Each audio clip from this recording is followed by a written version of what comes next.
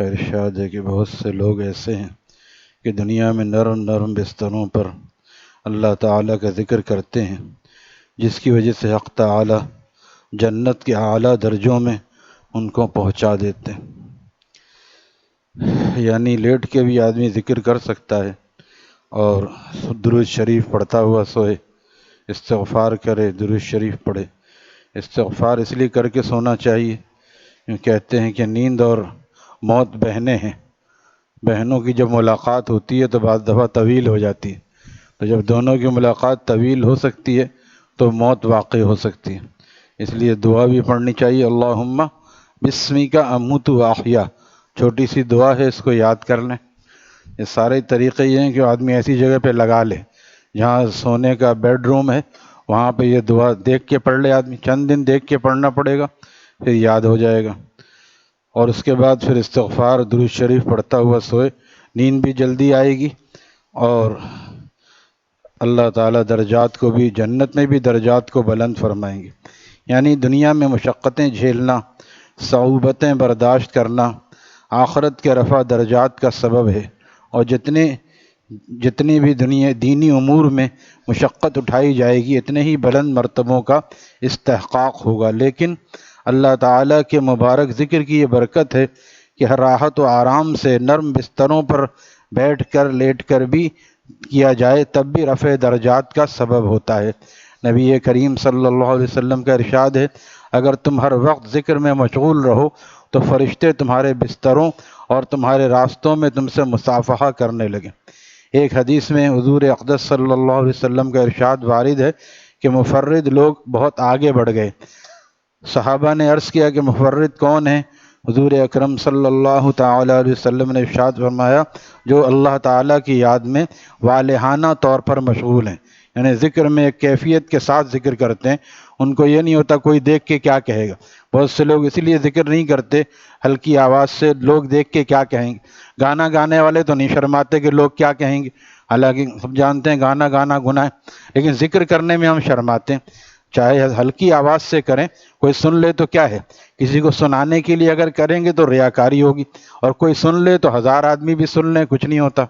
ہمارے حضرت والا مجلس میں ذکر کرواتے تھے، اور اس سے کیا ہوتا ہے، بلند آواز سے پڑھنے سے کان میں بھی آواز جاتی ہے، کان میں بھی آواز جاتی ہے، دوہرا فائدہ ہوتا ہے، اور آدمی تھوڑا سا عاشقانہ انداز میں، اب ایک آدمی کہ اللہ اللہ اللہ اللہ پڑھ رہا ہے، ہمارے حضرت والا بتا دے اللہ اللہ اللہ، محبت کے ساتھ فرماتے تھے اس طرح پڑھو، ایک زبان منہ میں تو ہے، ایک زبان دل میں بھی ہے۔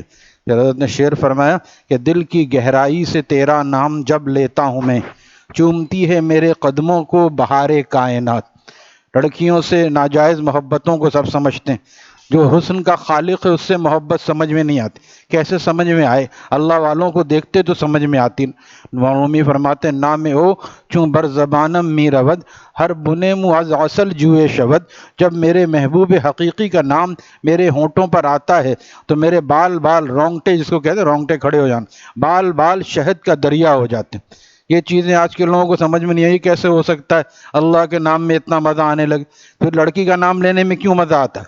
منگیتر کا نام جس سے مجازی محبت ہو، تو منگیتر کا نام، منکوہا کا نام، یہ جب تک یہ ہوتا ہے جب تک رخصتی نہ ہو، جب بیوی بن جاتی ہے نا تو یہ بات نہیں ہوتی، تو اس کا نام لینے میں مزہ آتا ہے۔ کیوں مزہ آتا ہے؟ کہ اس کے حسن کی ایک کشش ہے۔ تو اللہ تعالیٰ تو حسینوں کا خالق ہے، اللہ تعالیٰ حسینوں کا، کتنی لیلاؤں کو پیدا کیا اور مار دیا، کتنی لیلاؤں کو، ایک دو چار نہیں، ہزاروں خوبصورت عورتیں آئیں اور چلی گئیں کس کے علاقوں میں۔ لہٰذا اللہ تعالیٰ تو حسن کا خالق ہے، تو اس سے محبت سمجھ میں کیوں نہیں آتی؟ کسی محبت کرنے والے کو دیکھا نہیں ہم نے، اسی لیے کہتے ہیں کسی اللہ والے کے پاس رہنے سے جب آدمی دیکھتا ہے تو اس کو پہلے علم الیقین ہوتا ہے۔ یقین کے 3 درجے ہیں، اہل علم لکھتے ہیں، علم الیقین، عین الیقین، حق الیقین۔ علم الیقین علم ہو جائے کہ کوئی چیز ہے، جیسے آم کوئی چیز ہے کسی نے نہ کھایا ہو، ویسٹ انڈیز سے آئے ہوئے ایسے ممالک میں آم نہیں ہوتا بعض، تو وہ کہے گا آم کیا ہوتا ہے، میٹھا ہوتا ہے، چینی کی طرح ہوگا، گڑ کی طرح ہوگا، شہد کی طرح ہوگا؟ نہیں بھائی، وہ کھا کے دیکھو چوسا آم کا جو مزہ ہے، انور رٹول کا، جو کھانے کے بعد پتہ چلے گا۔ اسی طرح کباب کسی نے نہ کھایا ہو، کھانے کے بعد پتہ چلے اس کی لذت کیا ہے۔ تیز تو مرچ بھی ہوتی ہے، مرچ کی تیزی اور ہے، کباب کی تیزی اور ہے۔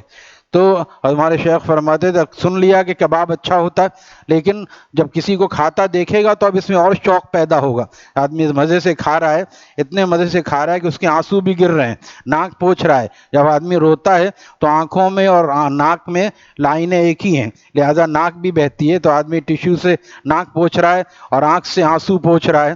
تو کوئی کہے کہ آپ اتنی مشقت کیوں اٹھا رہے ہیں چاچا، آپ مجھے دے دیجئے، تو کہے گا یہ مشقت نہیں، یہ بلکہ محبت اور مزیداری کے آنسو ہیں. یہ مزیداری کے آنسو ہوتے ہیں. جو اللہ والے جو روتے ہیں اس لیے ان کو رونے میں مزہ آتا ہے. باد نسیم آج بہت مشک بار ہے، شاید ہوا کے رخ پہ کھلی زلف یار ہے. الحمدللہ ہم نے ایسے مشائخ کو دیکھا، اپنے شیخ کو دیکھا، ایک اللہ کہتے تھے ایک آنسو آ کے یہاں رک جاتا. کیا بات، ہم کہتے ہیں رونا چاہتے بھی رونا نہیں آتا. دنیا کی محبت سے دل کی سختی، غصہ آتا ہے تو کچھ یاد نہیں رہتا، ایسے آدمی کو رونا کہاں سے آئے؟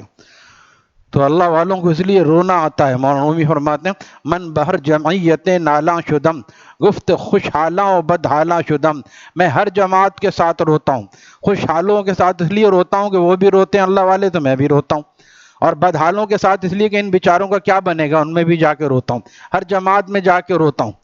تو حضرت فرماتے تھے کباب کھانے والے کو دیکھ لیا تو اب دیکھ کے ہی ایک شوق بڑھے گا، مجھے بھی کباب کھانا چاہیے.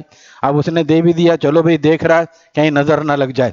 بعض لوگ یہ سوچ کے دے دیتے ہیں کہ نظر نہ لگ جائے، حالانکہ اس سے کوئی تعلق نہیں ہے لیکن کہنے کو کہتے. تو اب اس نے جب کھا لیا تو پہلے علم الیقین ہوا تھا سن کے، دیکھنے کے بعد عین الیقین ہوا. عین کا مطلب آنکھیں، اینک کیوں کہتے ہیں؟ ہم لوگ وجہ تسمیہ پہ غور نہیں کرتے. اینک، چشمے کو اینک کیوں کہتے ہیں؟ چشم کہتے ہیں اس آنکھ کو، چشمہ جو ہے یہ پہنے ہوئے اس کو چشمہ کہتے ہیں. اور اینک کو اینک اس لیے کہتے ہیں عین پہ، عین کا مطلب آنکھیں. تو عین الیقین یعنی آنکھوں سے دیکھ کے یقین ہو جائے گا اللہ والا کہ اس کو کیا مزہ آ رہا ہے، اس کباب کھانے والے کو کیا مزہ آ رہا ہے. پھر جب منہ میں رکھا پھر پتہ چلا کباب میں کیا مزہ ہے. تو جو آدمی جب اللہ والوں کو دیکھتا ہے کہ اللہ والوں کو اتنا مزہ آ رہا ہے تو خود بھی چاہتا ہے کہ میں بھی اللہ کا نام اس طرح لوں. یہی حضرت والا فرما رہے ہیں کہ دل کی گہرائی سے تیرا نام جب لیتا ہوں میں، چومتی ہے میرے قدموں کو بہار کائنات. تو یہ اللہ ایک ہے بالکل اوپر سے اللہ اللہ اللہ اللہ سے پڑھ، ہم لوگ کہتے ہیں استغفر اللہ استغفر اللہ، ادھر ادھر دیکھ رہے ہیں، اسی لیے دل پہ اثر نہیں ہوتا. ذکر وہ ہوتا ہے اسی کو والہانہ، مفرد لوگ اسی کو عاشقانہ، والہانہ اور عاشقانہ ذکر میں. ہمارے فرماتے میں چلتے پھرتے حضرت والا فرماتے جن کی طبیعتوں میں غصہ ہے ان کو یا اللہ یا رحمان یا رحیم پڑھنا چاہیے.